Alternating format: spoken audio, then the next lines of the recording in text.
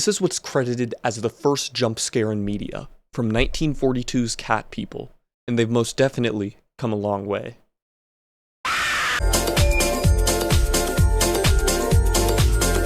That moment from Cat People wasn't just a sudden shock. It introduced a rhythm that filmmakers would spend decades refining.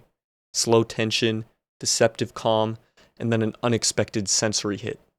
The scene lures you in with a stillness, a quiet street, footsteps echoing, and right as the audience leans in, a hiss of air brakes slices through the silence. It's a trick of timing and expectation, proving that fear doesn't need a monster, just control over attention.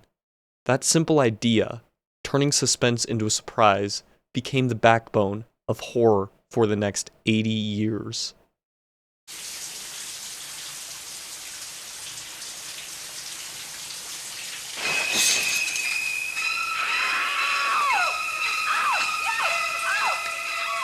Since those early experiments in the 1940s, jump scares have exploded into countless forms, evolving alongside both technology and audience expectations. A great jump scare works because it hijacks your survival instincts.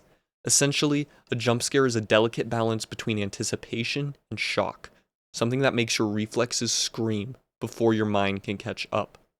Pacing is crucial. Too fast, and it feels cheap. Too slow, and the moment loses its impact. Even camera angles, editing, and lighting are carefully crafted to manipulate what you see and when you see it. Sound design plays a huge role too. A high-pitched sting or an unexpected silence broken by a sudden noise can make your heart jump more than the scare itself. Those seconds of silence, the creak of a floorboard, a camera lingering too long, all work together to activate your brain's threat system, the amygdala. You start predicting danger, and that anticipation creates a physical charge in your body. When the scare finally hits, it's not just a sound or an image, it's a sudden release of built-up tension.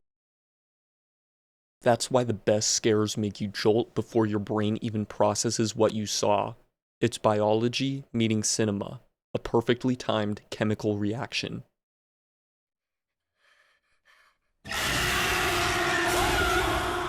By the 1970s and 80s, the slasher craze brought jump scares front and center.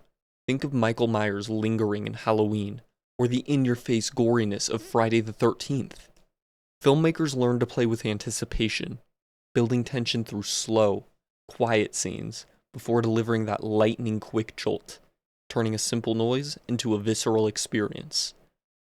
As horror moved into the 90s and 2000s, jump scares became more cinematic, incorporating CGI, camera tricks, and even meta-commentary films like Scream made audiences more aware of the setup.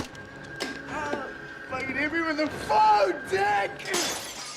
Today, whether it's flickering shadows in an indie horror film, or a full-blown CGI monster leaping off the screen, the jump scare has become a versatile tool capable of terrifying, thrilling, or even making us laugh at our own reflexes.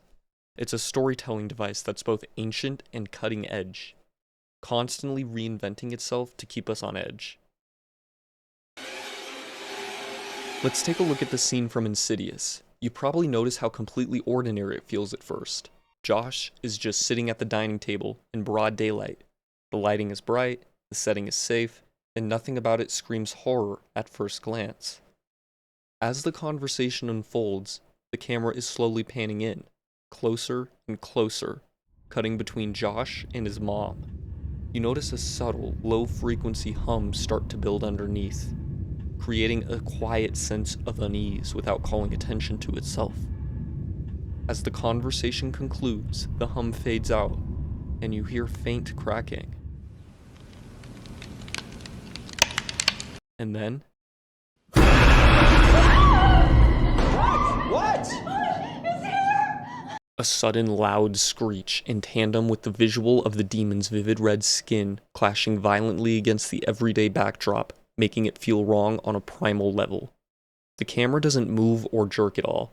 It holds the shot, letting that sudden intrusion completely take over the frame. This contrast between exposition and instant horror is what cements it as a masterclass in effective jump scare design. That's exactly why this moment hits so hard. Of course, not every jump scare lands, but when jump scares are overused, their power fades. The human brain adapts quickly. If every few minutes you're hit with the same loud sting, your nervous system stops reacting. The startle becomes predictable. That's why so many horror projects can feel exhausting instead of scary.